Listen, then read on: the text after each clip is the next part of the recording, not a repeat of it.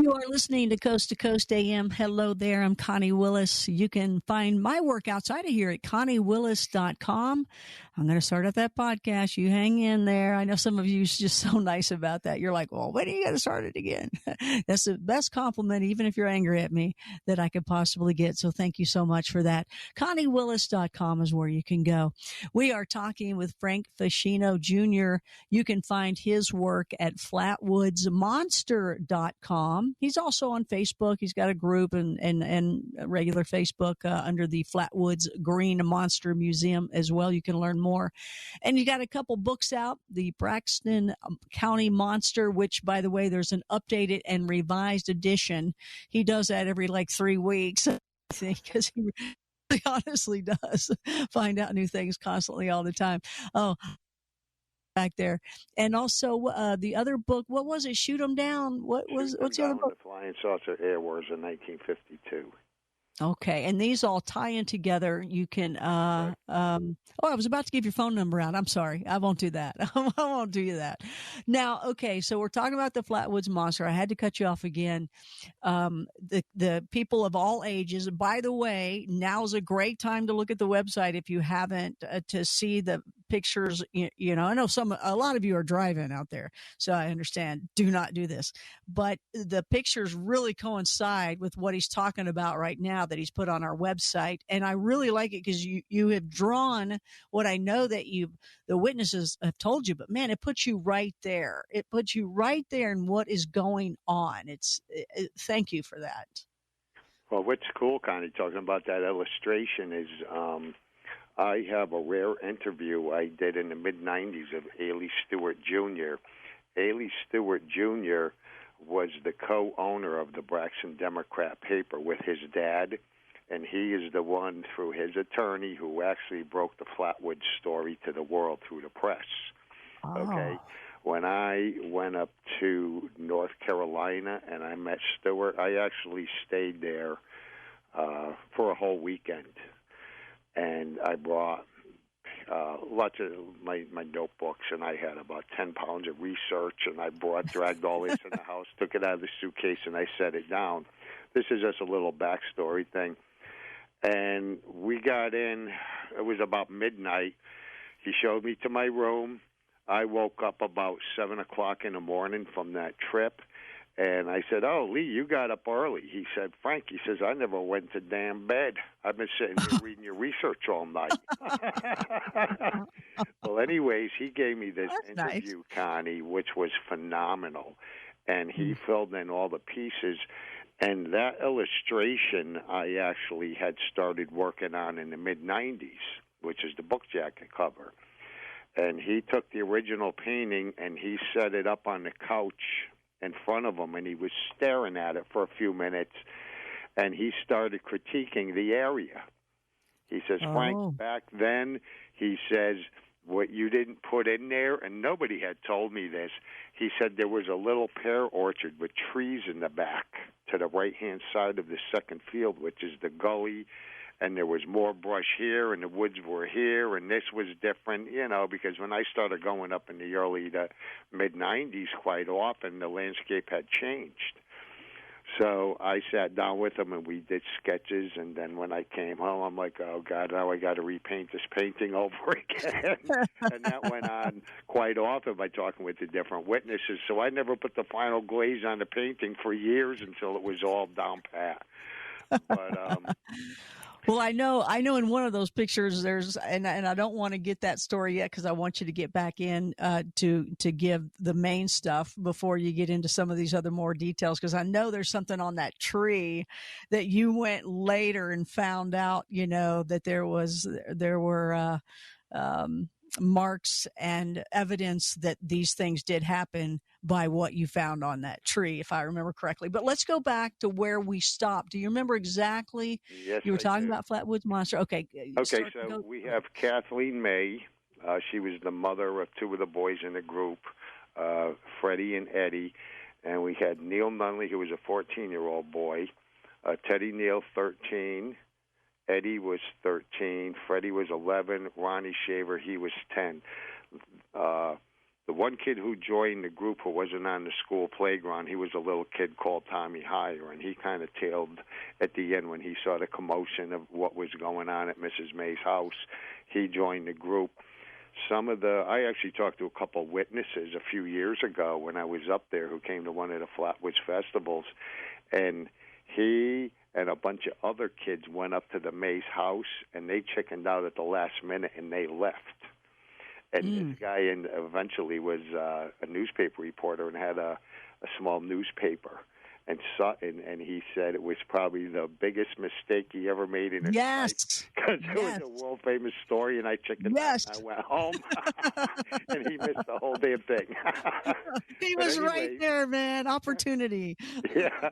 So anyways, he's covered for some of my first stories back years ago. Back to the story, it's dusk, and Mrs. May told me she grabbed a flashlight with Jean, and they stepped out of their home, and they walked up this like a dirt and gravel road path. It wasn't paved. They hit the crest of the hill. That is the public access to the Bailey Fisher farm. As you start walking out, Connie, it's level, and there's a big, gigantic grass field. And off to the left-hand side, there's a metal gate, approximately the length of a football field. That's about the size of that field. And to the right of that gate and in back of the first field, Connie, there's a second field, and that's where the gully is. And that's where the pear trees and that small orchard was set way in the back, okay? All the group went across this big, gigantic field, picture it like a football field. And the two dogs, the smaller dogs, they were like Jack Russell dogs, and the collie were with the group of kids, and Mrs. May and Lemon are leading the way. Mrs. May told me as she got up to the crest of that hill, off in the distance, she saw a big, gigantic flare shoot up, and it was a purplish color, and it lit part of the farm and the whole sky up. It went up and bent back down. They got partway across the field, and the kids were goofing around and playing. They were throwing stuff at each other, rocks, and, what kids do. They were just goofing around. They get finally up to this metal gate, Connie, and they opened it up. The older boys opened this up. And it was basically a gate to where they had cattle and horses in there. So you always had to keep this thing closed. They all crossed across this metal gate, and they closed the gate, they rewired it, and they congregated back together, and they start walking up this path. Now you're going up a slight incline, Connie, and this path is what they called the wagon path. It was a dirt path with some stones, and off to the right-hand side is the gully. On the left-hand side is the wooded area, okay? They start moving up along this path, and they come to another gate, and this was a wooden gate, and it was just a couple posts with like 3 or 4 slats. It was actually there years ago. I saw it, but it was taken down since. And that was like a cross area where you couldn't go any further unless you jumped over this thing. And off to the right is the gully. I keep saying that because that's important, Connie. So what happened is they all climb over this wooden fence. And at this point, Mrs. May and Lemon were leading the path, and Neil Nunley was to the right behind them, and Eddie May was behind his mom, and Ronald Shaver, who was a really good witness. He was at the end of this first group. At the gate, trailing behind, was Freddie May and Teddy Neal, and the 2 dogs stayed there. Okay, so what actually happened is the primary group broke away, and the other kids were lollygagging and goofing around in the back, so they weren't right up front. Okay, as they start moving up this path, Connie, this low, lingering, foggy smell that smelled like sulfur one of the witnesses told me, he said it was kind of smelled like the old radios when they were burned out. You would have that sulfurous smell, and this low lingering fog is rolling down the hill, and they had no idea what it was. You're starting the incline going up this mountain path, and there's nothing up there. The animals weren't even out, so they're like, what's this, brought about? But the smell is what gave it away. It wasn't an early evening fog. Now, this is Indian summer, and it was quite warm that night. They had no idea. They kept pushing on. The collie shot off and darted ahead, Connie, and it started barking. And as they got further up the path, there's this little swag to the left. And then you keep going up a little bit further. Now, off to the left of this path, Connie, set back in 52 was a white oak tree, and it was set about 4 feet back from the path on the left-hand side up an incline. It wasn't level flat on the ground. It's about 4 feet back, and it was about 3 to 4 feet up. It was like carved, like if you had carved the path down. And up by this tree is where all this smoke was being released from, and it's billowing down. It's coming down the path. Some of the witnesses started choking and coughing. And at that point, Freddie, Teddy, and Tommy Heyer, the little kid and the dogs, they just kind of hung back, and they're like, we're not going to go up there. They see all of this going on. So they just kind of hung back at that fence, and they were looking out ahead watching. And Mrs. May and Lemon saw something up to the left of this tree, like behind it, in the shadows. As I said, it's starting to get dark. And Mrs. May told me she heard this noise that sounded like frying bacon in a pan with grease, and she also heard this thumping noise. It was a rhythmic pattern, and she says it sounded like a silver dollar being dropped against like a stretched canvas or a conga drum. Thump, thump. It was rhythmic. And she says, and as they started getting up closer to the tree, they saw these eyes approximately 12 feet up in the air. And they thought it was the eyes of an animal, a raccoon, something of that nature. And they never went into saying it was the eyes of an owl. It was first reported they thought it was a raccoon. Both of them simultaneously flashed their flashlights and shot them up towards the head. And when they hit the head, this thing lit up, and it was by no means an animal in a tree. Why they thought at first it was an animal in a tree is because there was a branch, Connie, that this thing was actually hovering under, which is called the Flatwoods Monster. It was approximately 12 feet tall, and it actually lifted off the ground.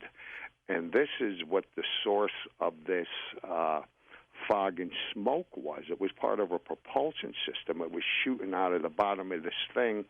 It lifted up, and it started hovering, and it just about cleared the branch. So that's how they gauged the height. Colonel Levitt, when he was up there with me, he showed me where the branch came down, and he showed me the exact spot. Then when I was up there with Freddie May, he went through the same scenario with me. So here are this group up front, the primary witnesses. This thing was almost on top of them. Mrs. May told me it lit up like a Christmas tree. So this thing reacted. The second the beams of light hit this thing, Connie, it lit up, and it shot out beams of light from the eye area. Now, here's where it got confusing over the years because the press had it wrong. They had this thing as having bulging eyes, and they turned it into a monster. What this thing actually was, Connie, it was some type of a hovercraft device. And the lower portion of it flared out. The waist was about 3 feet across, and Freddie told me the bottom of it flared down to about 4 feet, and going around the lower circumference were these pipes. Now, these pipes, when I was doing the drawing with Freddie, he held his arm out in front of him. He said the pipes were about as thick as my forearm, and they were spaced around the whole lower half, flared.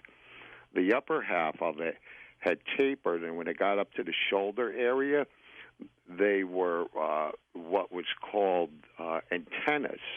There were some type of antenna devices coming off of the plane of the shoulders, and that's what the sketch artist a week later goofed up, and he turned these antenna devices into arms and claws.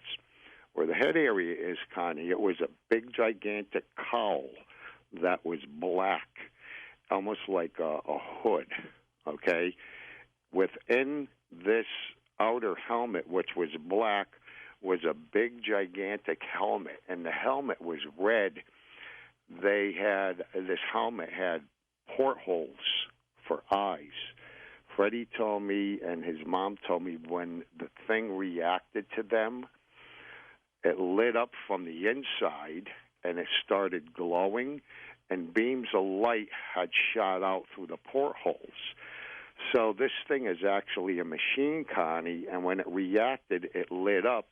And one time I was talking to Freddie a few years ago, and he likened this to like getting into your car at night. Picture getting into your car at night and it's pitch black, and then you jump in your car. You know how your dashboard lights and everything turn on when you start up your ignition, and everything starts glowing. That's what Freddie said it was like. And he likened the helmet area to a fighter pilot sitting in his jet with the canopy over him. He saw the red head with the porthole eyes, and then like a fighter pilot would have his helmet on with his face covering the goggle area, and then the outer canopy of the jet was actually the top of the helmet. So it was an inner helmet and an outer helmet. This thing hovered down that 4-foot incline, Connie, and it got to in front of Mrs. May. Now, I asked her, I says, how big was this thing? She said she came up to about its waist area. That's how big this thing was. I said, Kathleen, how close were you? She said the length of a car, a small car. So basically, this thing almost came out on top of her. It hovered from their left to the right. Gene Lemon, he, as Mrs. May put him, he got wobbly-legged, and he was just overwhelmed with fright. He fell over, and he hit the ground. Let me stop you there so we can take another break, come back to these great details of the Flatwoods Monster. If you want to learn more, go to flatwoodsmonster.com. We're talking with Frank Feschino Jr. This is Connie Willis, Willis Ween on Coast to Coast AM. Another very interesting show here on Coast to Coast AM, Real Theater of the Mind. Connie Willis here, celebrating Willis Ween, having a good time with you. And I hope you got your costumes ready. You've been having fun over the weekend, and you're ready for Ghost to Ghost on Tuesday night here with George Norrie. That's going to be a lot of fun, and Tommy D as well. Currently, we are back talking with Frank Feschino Jr. You got a little C in there, too. Let's see, Frank Courtney Feschino Jr. Is it Courtney by chance? Did I get it? What? Charles. Oh, Charles. Oh, okay, Chucky. All right, let's do this. Okay, so I was way off on that one. Let's give it a shot. We're talking about the Flatwoods Monster. Also, within there as well, we are talking about. Well, he's kind of, you're like weaving everything in. However, let's get back to the action of the Flatwoods Monster and what they're seeing. Again, go to the website and see the pictures that he has sent us that go right along with it. I mean, as you're telling the story, I'm looking at it going, I'm watching this happen. But you can also go to his website, flatwoodsmonster.com, and you can learn all about his books, his information, and get all the other pictures and what's going to be coming up next for him. But okay, so we're shining the light up on it. There is no way it is a raccoon. There's these eyes looking down. It's huge, and the one dude had wobbly legs and fell down. Right. Okay.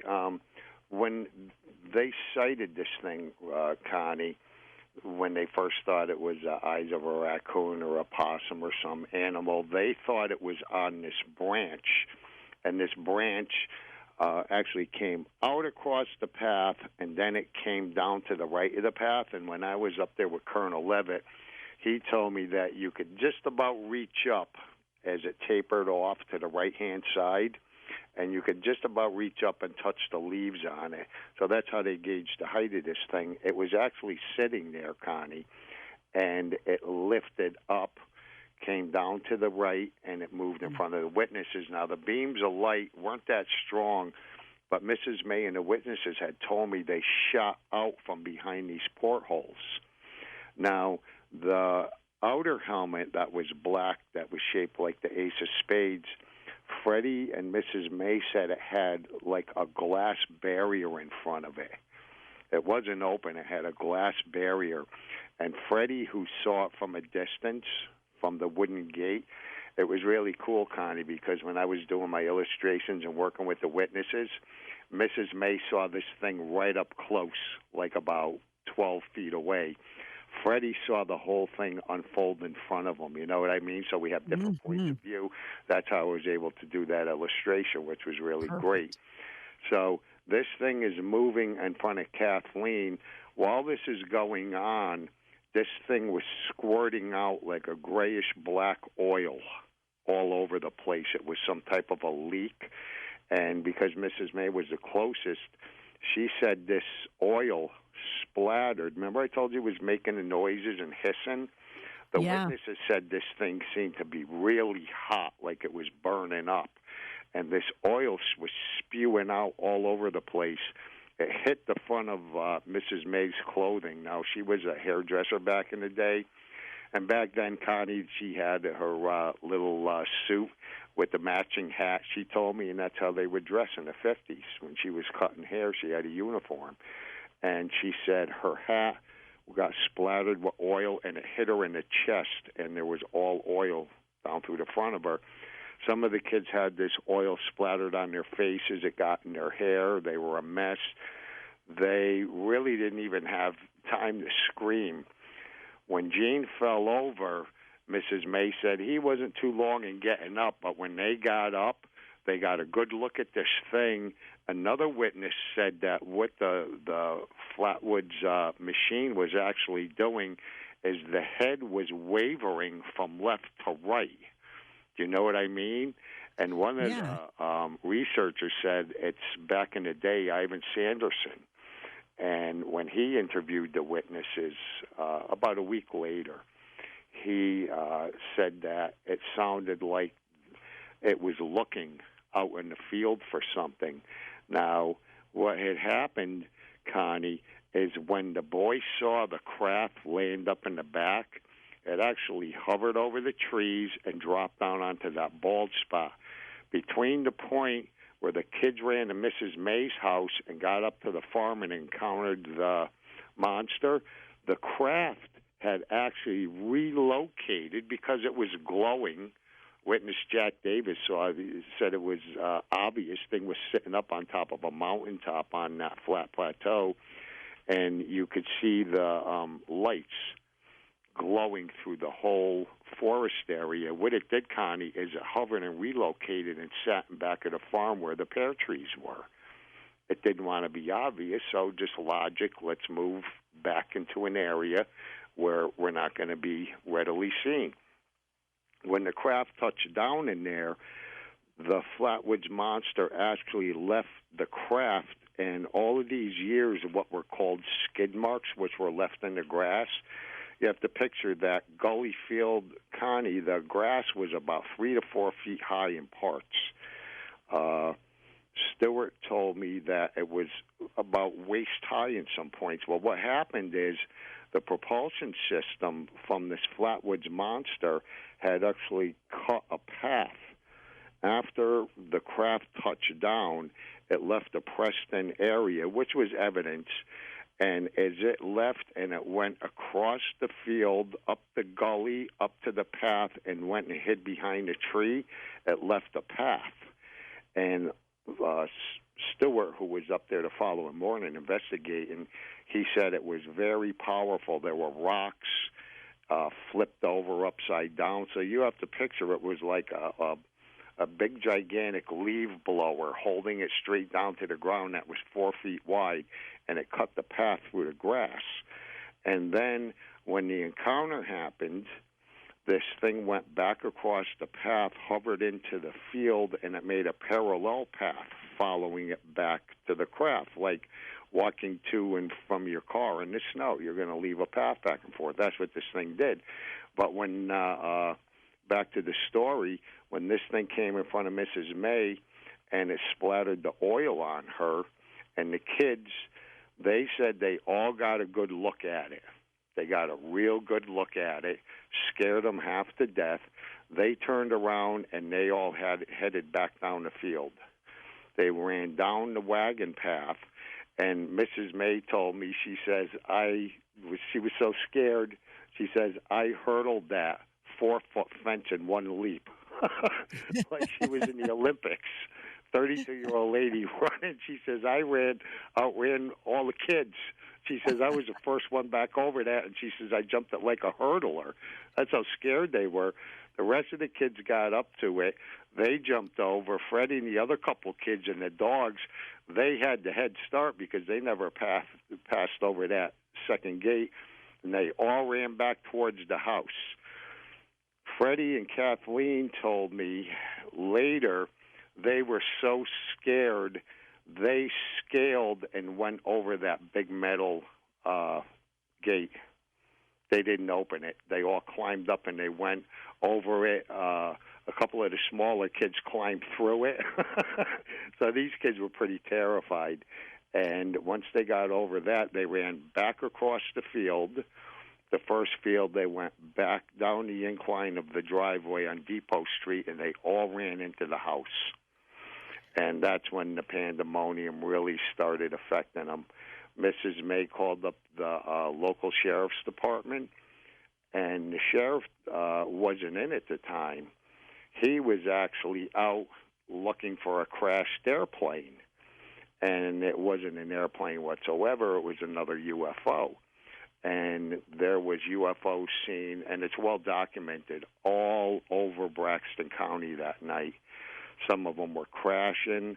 What they couldn't understand back in the day until I got the Project Blue Book documents and I started following the flight paths and then interviewing more people in Flatwoods. Now, Connie, I was going up there for years with Stanton Friedman and Al Lemberg and different friends, and we were scoping over this area. And every time we did a show, more Braxton County residents came out for our book signings, and we were sitting down. And that's why I say this book, to be updated, I would have had it about 50 times updating it and putting it in print. What I do is I'll release some of the information on the web, and you can see some updated articles. Okay. But Mrs. May said at that point the sheriff was out driving around looking for something that had crashed down the road along the Elk River a few miles away. He was not available. And what happened is Ailey Stewart, the reporter, got a call at his home because he was a photojournalist. He knew the area well. He was former Air Force, and he was very responsible. And he used to hang out with the police and go to the crime scenes, and he would take the photographs. So he knew all the cops. He knew the state troopers. He knew the local sheriff. And he went to Mrs. May's house. He picked somebody else up. He proceeded up to the house, and he's the one that walked in and saw the pandemonium. So he was the first person of authority to get onto the spot. And it was like all hell broke loose when he walked through that front door and saw Mrs. May and all the kids. Now, did anybody else see this creature, or was that the only time this was seen? By that particular group right there? Yeah. There was actually other witnesses. I heard a few years ago up there that there was actually some kids that did follow along from a distance, but they never went all the way up, and they never went public with it. But the Flatwoods Monster was seen the following night. It was actually on Earth for about 24 hours. After this thing was sighted, the encounter, It went back to the craft and it lifted off, and I actually have it documented and pinpointed on topographical maps through Braxton County, and different people had seen it. It took off in like a pendulum-type motion, circled in the back of the farm where there's a railroad trestle, and then it took off and it headed south, and it followed the Elk River.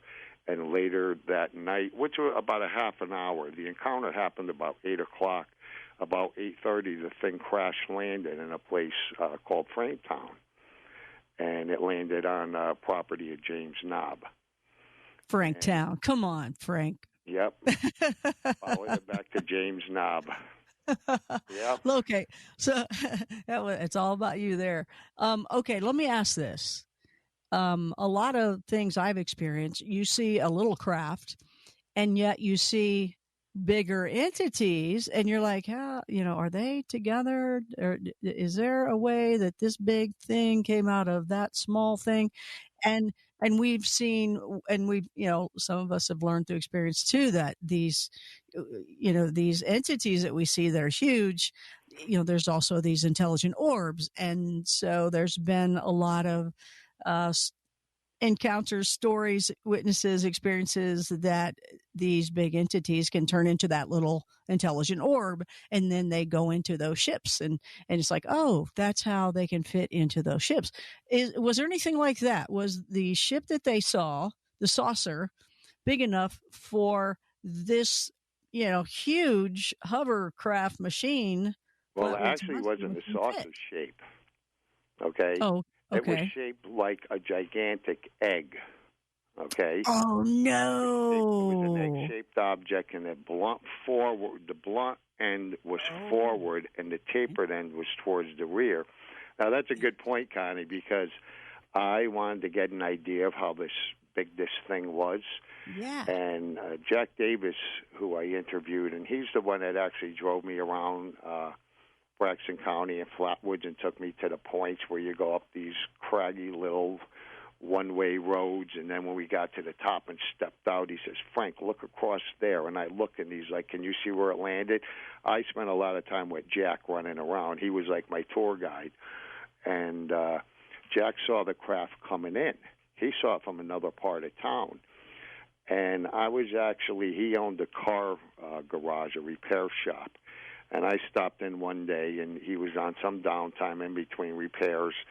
And I said, Jack, how big was this thing? Can you get me in a ballpark? Was it the size of a Volkswagen or an 18-wheeler? I said, just get me in a ballpark with this thing. And the garage that he had, Connie, it wasn't side by side. It was end to end. Do you know what I mean? It was like two bays, front and back. And okay.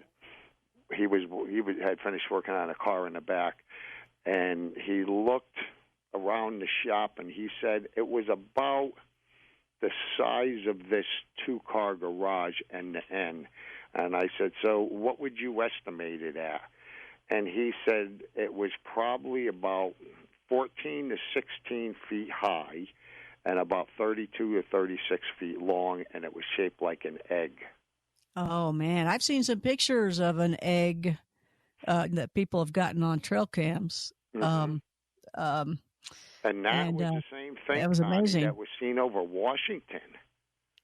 Oh, I had no idea. Washington, Virginia, wow. And it was sighted, so it was actually easy to track. It's like the breadcrumbs. And I had my master map, which you could see. It's all over the Internet. And it was just several years of plotting points. And Project Blue Book actually had a ton of information in it, Connie, but nobody ever paid close attention to it. Then I was getting some of the research from some of the past investigators, Gray Barker, Ivan Sanderson, and I was going through their private notes. There was a Gray Barker Museum in Clarksburg, and I got to go through some of that stuff. And everything that was released through the press, then talking to the locals who were coming forward. So I had a ton of information. I had more maps than you can imagine, Connie, and all it was spreading these maps out for years, and every time I got a new piece, I would just plot the point, and it's just connecting the dots. And I Well, work with different military personnel who help me with this. I know you have I a didn't lot. do this on my own.